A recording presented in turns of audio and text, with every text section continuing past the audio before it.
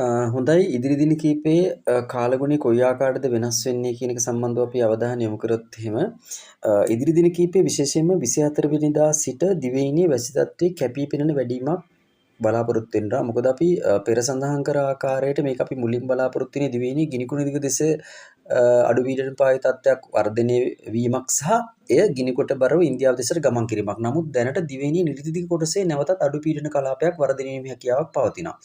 ඒ හේතුව මත මෙය තවදුරටත් වර්ධනය වෙමින් විශේෂයෙන් 25, 26, 27, 28 යන දිනවල මේක පීඩන අවපාතයක් දක්වා වර්ධනය වෙලා දිවයිනේ නිරිත සහ දකුණු දෙසට බරව ගමන් කිරීමක් සිදු වෙනවා. ඒ හේතුව මත දකුණු දෙසට ගමන් කිරීම මත දිවයිනට ඇතුළු වන සුළං රටාවල කැපී පෙනෙන වෙනසක් සිදු වීමත් එක්කම දිවයිනේ විශේෂයෙන්ම බස්නාහිර, සබරගමු, වයඹ ඒ වගේම තමා උතුරු මැද මධ්‍යම යන පළාත් රැසකට තදවැසි ඇතිවීමේ හැකියාවක් තමා බලාපොරොත්තු වෙන්නේ. මේ හේතුව විශේෂයෙන් අවධානය යොමු කරන්න වෙනවා. මොකද මේ අඩු පීඩන තත්ත්වයේ දිවයින හරහා දිවයින වටා ගමන් කිරීමක් වගේ සිදු වෙනවා. දිවයින වටා ගමන් කිරීමක් සිදුවීමත් එක්කම දිවයිනට කේන්ද්‍රගත වීමක් සිදු වෙනවා. කේන්ද්‍රගත වීම මත වැසි වලාකුළු දිවයින වටා නිර්මාණය වීමක් සිදු වෙනවා. ඒ හේතුව මත තදවැසි ඇතිවීමේ හැකියාවක් තමයි බලාපොරොත්තු වෙන්නේ. ඊශාන දිග මෝසම් කොහොමුණත් 28න් පසු දිවයින හරහා ස්ථාපිත වෙනවා.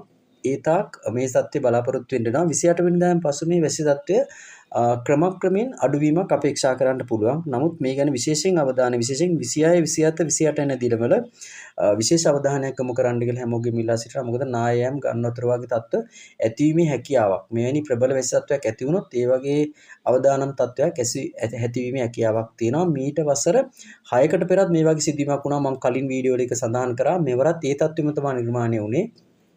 මොකද සාමාන්‍ය වසර 5කට 6කට වගේ එවැනි කාලගුණ තත්ත්වයක් නිර්මාණය වීමක් බලාපොරොත්තු වෙන්න පුළුවන්. ඉතින් කෙසේ වුණත් මේ ගැන හැමෝගෙම අවධානය යොමු කරන්න අපි බලමු ඉදිරියට මේක කොයි ආකාරයකද වෙනස් වෙන්නේ කියන එක සම්බන්ධව දිවයිනෙන් බැහැරට ගමන් කිරීමක් වුණොත් ඒක හොඳයි. නැත්නම් දිවයිනට යම් අවදානාත්මක තත්ත්වයක් ඇති වෙන්න පුළුවන්. මම මේක මුලින් කලින් වීඩියෝවල සඳහන් කරා මේක කොයි ආකාරයට සමහරවිට මේ අවුරුද්දේ වෙනස් වෙන්න පුළුවන් කියන එක සම්බන්ධව. හොඳයි අපි බලමු මේක කොයි ආකාරයකද වෙනස් වෙන්නේ කියන එක සම්බන්ධව. ස්තුතියි.